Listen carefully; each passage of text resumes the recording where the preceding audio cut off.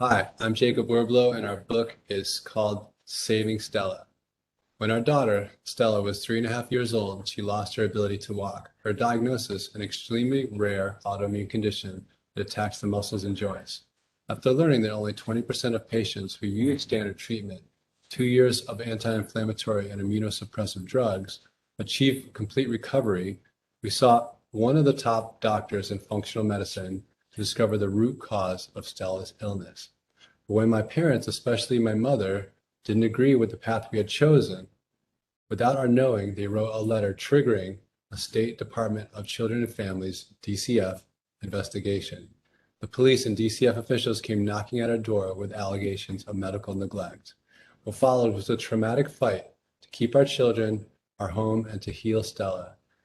This book is a true story of how parents' rights can be trampled, families can be divided, even when standard treatment isn't overwhelmingly effective.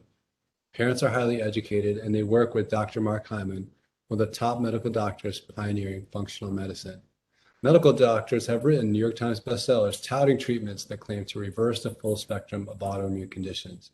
Authors such as Dr. Terry Wallace, Sarah Valentine, and Amy Myers argue that diet and functional medicine is a better path forward. After months of intense research and visits with a range of doctors, we connected the dots between the latest scientific research on the gut, diet, toxic exposure, and Stella's illness. Within weeks of starting Dr. Hyman's protocol, Stella regained her ability to walk, but the state and one conventional rheumatologist had another plan. So, our book is titled Saving Stella. I'm pleased to announce that we have received advanced praise from a number of New York Times bestselling medical doctors, including Mark Hyman, Amy Myers, and David Perlmutter. And Stella, you want to come and say hi? And we hope you enjoy this book. Hello. All right, Stella.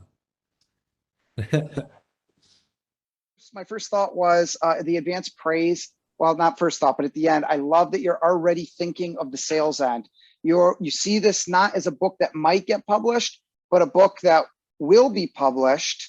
And because, right, this is not self-published yet. It's just written.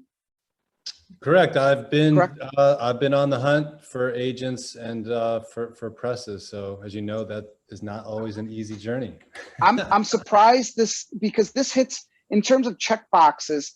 You've already shown that you've got the sales mind in place, that you're getting the advanced praise and you're working towards it. I would actually even say if there's any health organization that you could do a partnership with, that was something that caught me when you were saying this is there some organization that you would donate a proceeds to them and they could put their stamp on the book and then you could share in their marketing together. And then you could go to the publisher or your agent or however you want to go about it with that already in place. And that would almost guarantee probably a publishing deal because they know it's coming with the support of a larger organization.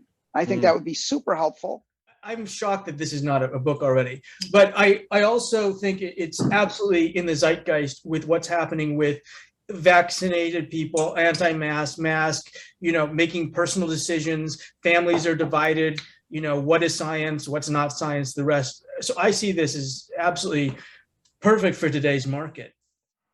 I think most of the comments covered everything that a lot of the things that I would say, but one thing I kind of want to hone in on is like when deciding whether or not to reach out about rights for a book, I definitely, especially if it's something that has to do with medicine and, legal issues, like with your advanced praise, like, do you have, I like to know that there are, like the research that you've used is expert research. It's like peer reviewed actual, so I guess what I'm trying to fumble around for is at the end of the book, is there like an appendices of like the sources that you use, like where you got your information?